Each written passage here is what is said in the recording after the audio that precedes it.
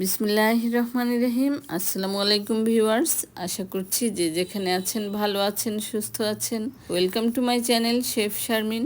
আচার পছন্দ করে না এমন মানুষ কিন্তু কমই আছে। আর যদি হয় আমের বার্মিজ আচার, তাহলে তো আর কথাই নেই।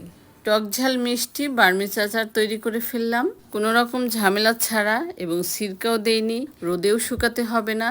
কিভাবে এই বার্মিজ আচার সারা বছর সংরক্ষণ করে আপনি খেতে পারবেন সেটা দেখার জন্য আশা করছি পুরো ভিডিওর সাথেই থাকবেন।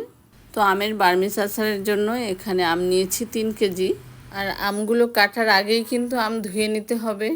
তো আমটা এভাবে ফালি ফালি করে কেটে নিয়েছি, এবং আমের বিচিটাও একটু শক্ত শক্ত।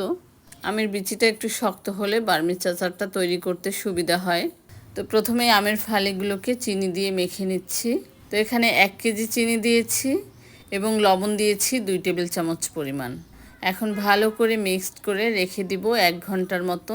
তো আপনারা যদি এই বার্মিজ আচারটাকে আর একটু মিষ্টি মিষ্টি করে খেতে চান, সেক্ষেত্রে আরও 1/2 কেজি চিনি অ্যাড করে দিবেন। এখন যেই পাত্রে আমি আচারটা তৈরি করব সেই পাত্রে আমগুলোকে শিফট করে নিচ্ছি।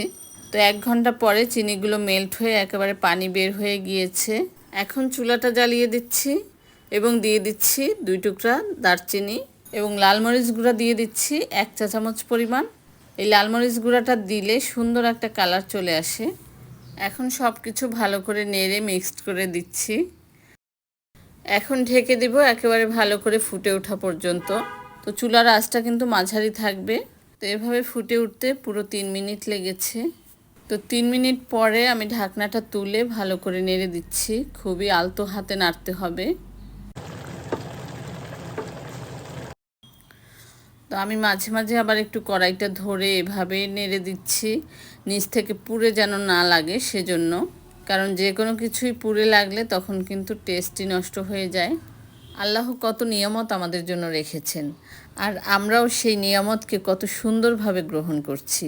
এই একই আমকে আমরা কতভাবে খাচ্ছি। তো আল্লাহর যতই শুকরিয়া আদায় করি না কেন, সেটা কিন্তু কমই হবে। তো চিনিটা ঘন হয়ে আঠালো হয়ে এসেছে। এই পর্যায়ে কিন্তু আলতো হাতে একটু পরপরই নাড়তে হবে, না হলে নিচ থেকে পুড়ে লাগবে। তো আমের আচারটা আমরা যেভাবেই তৈরি করি না কেন খুবই মজা। তো আচারটা কিন্তু ঘন হয়ে এসেছে।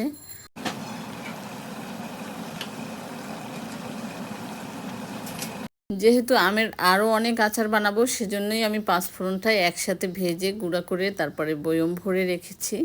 চুলার আঁচটা একেবারে লো হিটে করে রেখে এই পর্যায়ে দিয়ে দিচ্ছি 5 ফোড়ন গুঁড়া। 5 ফোড়ন ভালো করে ভেজে তারপরে আমি গুঁড়া করে নিয়েছি। সেখান থেকে আমি 2 টেবিল চামচ 5 ফোড়ন গুঁড়া দিয়ে দিয়েছি।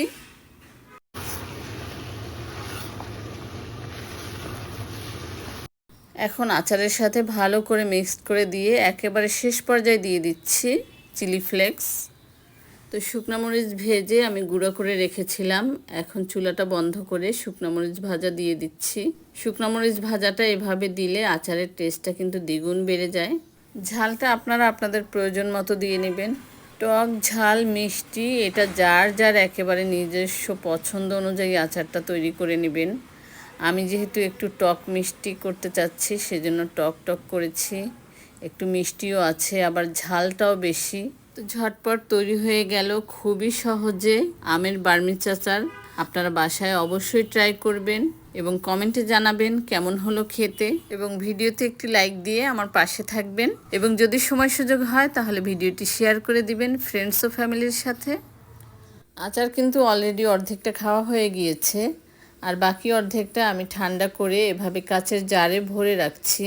তো এভাবে কাচের জারে ভরে নর্মাল ফ্রিজে রাখলে আপনি সারা বছর খেতে পারবেন। যেহেতু আমি কোনো পানি নেই, আচারে কোনো পানি নেই, আমি ভালো করে জাল করে পানিটা শুকিয়ে নিয়েছি, আর এক্সট্রা তো কোনো পানি ছিলই না, তাই আচারটা নষ্টও হবে না।